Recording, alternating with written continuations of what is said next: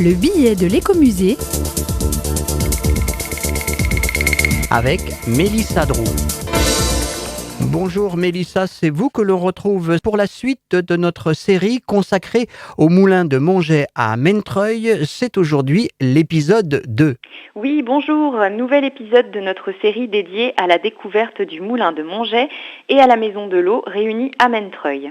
Après la présentation historique des lieux, attardons-nous au moulin afin de découvrir la machinerie qu'il renferme.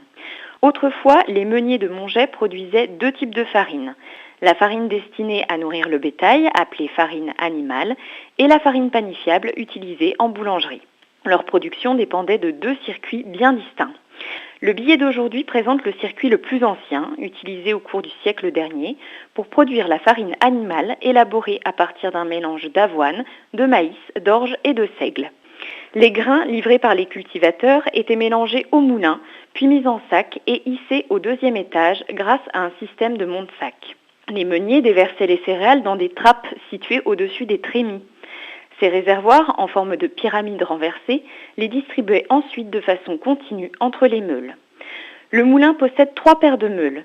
Chaque paire est constituée d'une pierre dormante, celle du dessous, et d'une pierre tournante, celle du dessus.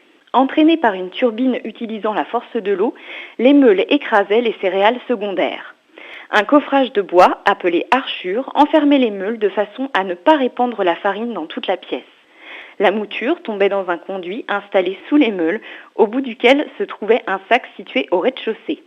Cette farine grossière, élaborée à partir d'avoine, de maïs, de seigle et d'orge, était ensuite rendue aux cultivateurs pour nourrir les animaux. Autrefois, le blé tendre était lui aussi broyé par les meules. Jusqu'au XVIIIe siècle, la farine panifiable était obtenue après un seul passage entre les pierres. Il était interdit de remoudre, cela étant jugé impropre à la consommation humaine. Les sons avec le reste d'amandes farineuses étaient donnés aux animaux. Au milieu du XXe siècle, Jules Plissonnier, le propriétaire du moulin, fait installer des cylindres pour moudre le blé tendre. Les meules sont alors reléguées à la seule mouture des céréales secondaires. Les gaudes, cette farine de maïs torréfiée, étaient également produites par les meules du moulin de Montget. Un petit broyeur était lui aussi dédié à cette production. Les 3 paires de meules ne fonctionnaient jamais en même temps, mais par 2. Tous les 15 jours, une paire de meules était rhabillée. À l'aide d'une panoplie de marteau, le meunier repiquait la pierre de façon à lui redonner son mordant nécessaire à la qualité du broyage. Aujourd'hui, la mouture à la meule a retrouvé du succès auprès de certains artisans qui considèrent qu'elle conserve davantage les qualités nutritionnelles et gustatives de la farine. Ainsi s'achève le circuit des meules. Rendez-vous au prochain épisode pour découvrir le circuit plus complexe de la farine panifiable.